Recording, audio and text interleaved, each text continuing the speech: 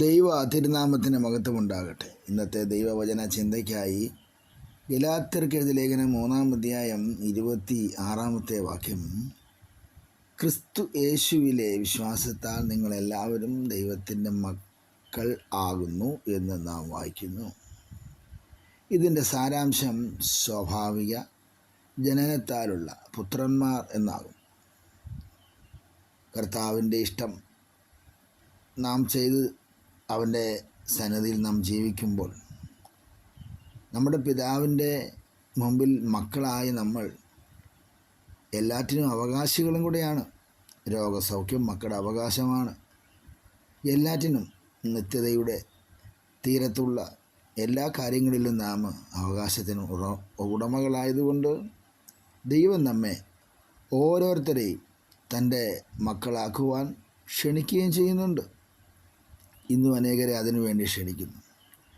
നാം ധനം കൊടുത്ത് വാങ്ങപ്പെട്ട അടിമകളല്ല, പിന്നെയോ ദൈവത്തിൻ്റെ കുടുംബത്തിലും വീട്ടിലും ജനിച്ചവരാണ്.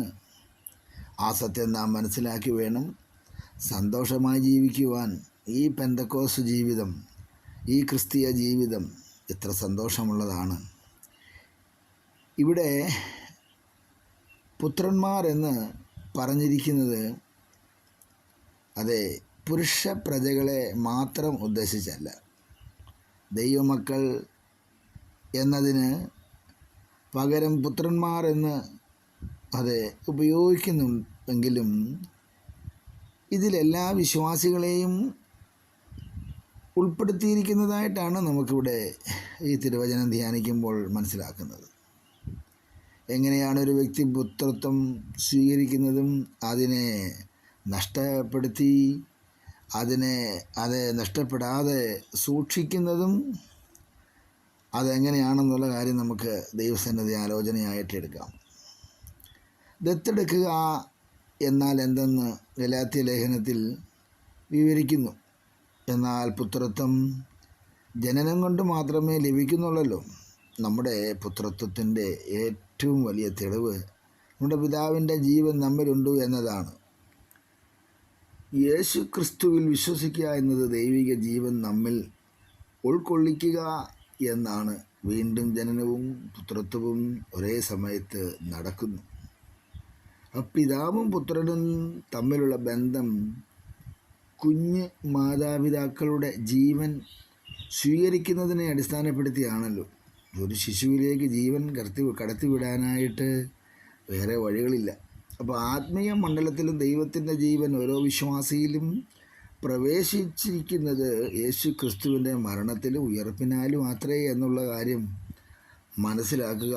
അങ്ങനെ നാം മനസ്സിലാക്കിയാലാണ് ക്രിസ്തുവിനെ യഥാർത്ഥമായി അറിഞ്ഞു എന്ന് പറയുന്നത്. ക്രിസ്തു മരിച്ചിട്ട് ഉയർത്തെഴുന്നേറ്റില്ലായിരുന്നു എങ്കിൽ അവൻ്റെ ജീവൻ ഓരോ വിശ്വാസിയിലും കടത്തിവിടാൻ സാധ്യമാകില്ലായിരുന്നു.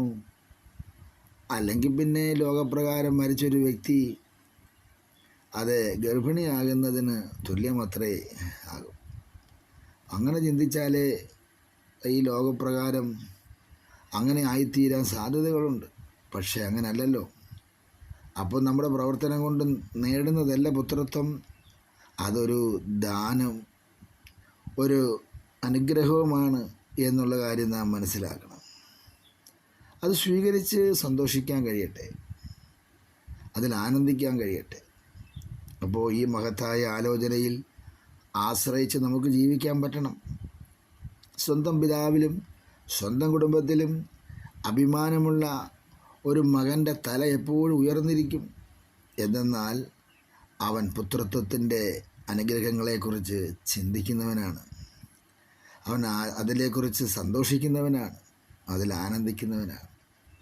അപ്പോൾ തൻ്റെ പിതാവിൻ്റെ ജീവൻ നമുക്ക് തന്ന ക്രിസ്തുവിലുള്ള വിശ്വാസം മൂലം നമ്മൾ മക്കളാകുന്നു എന്നുള്ള കാര്യം നമുക്ക് മനസ്സിലായല്ലോ. പലപ്പോഴും ഈ പുത്രത്വത്തെക്കുറിച്ച് നമുക്ക് നിഗളം തോന്നാം. എന്നാൽ ഇതിൽ പ്രശംസയ്ക്ക് അല്ലെങ്കിൽ നിഗളത്തിനൊരു സ്ഥാനവുമില്ല. കാരണം ക്രിസ്തു യേശുവിലുള്ള വിശ്വാസം മൂലം ഇത് ഒരു ദാനമാണ്.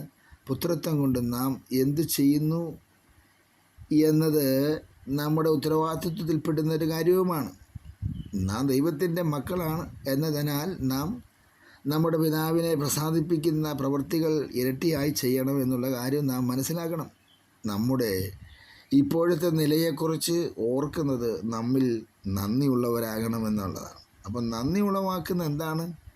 അതെ, സാത്താന്യ പരീക്ഷകളോട് എതിർത്തു നിൽപ്പാൻ ഇവയെക്കുറിച്ചും ദൈവത്തിൻ്റെ ആലോചനയെക്കുറിച്ചും ധ്യാനിച്ച് കർത്താവ് തരുന്ന ശക്തി ദൈവകൃപയിൽ ആശ്രയിച്ച് വാങ്ങിച്ചുകൊണ്ട് പരിശുദ്ധാത്മാവിന് അനുസരണമായി ജീവിക്കുവാൻ ദൈവം നമ്മളെ സഹായിക്കും. നാം പുത്രത്വം പ്രാപിച്ചവരായതുകൊണ്ട് സകലത്തിന് അവകാശികളായതുകൊണ്ടും ദൈവത്തിന് സകല മഹത്വം കൊടുക്കാം.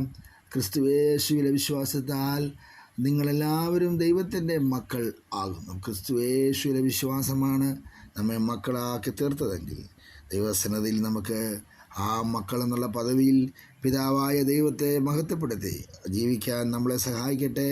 നമുക്ക് വേണ്ട എല്ലാ അവകാശങ്ങളും കർത്താവ് ഒരുക്കിയിരിക്കുന്നു. അത് പ്രാപിച്ച് അനുഗ്രഹിക്കപ്പെടാം. കണ്ണുകളെ അടയ്ക്കാം, പ്രാർത്ഥിക്കാം. പിതാവേ, നിൻ്റെ പൈതലാക്കി തീർത്തതിന് നന്ദി പറയുന്നപ്പാ. ഞാനത് അർഹിക്കുന്നില്ല, പക്ഷേ ഞാനതിൽ സന്തോഷിക്കുന്നപ്പാ. ഞാനിത്